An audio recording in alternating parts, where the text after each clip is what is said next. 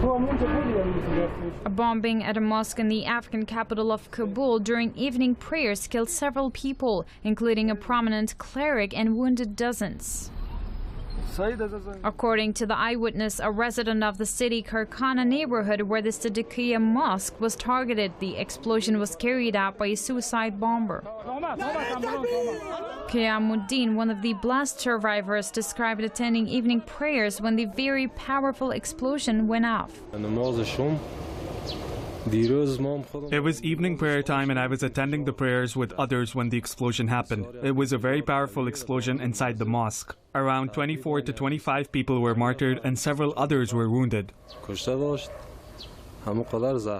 The Italian emergency hospital in Kabul said that dozens wounded civilians, including 5 children, were brought there from the site of the bomb blast. It's a reminder that still this hospital is very much needed, that the war, as much as it's publicized that it's finished, that there is peace in Afghanistan, still there is something going on. So it's not my place to comment why and who is responsible for it, but definitely that people and civilians are getting injured and that they are suffering and that they are dying from bullets, shrapnels.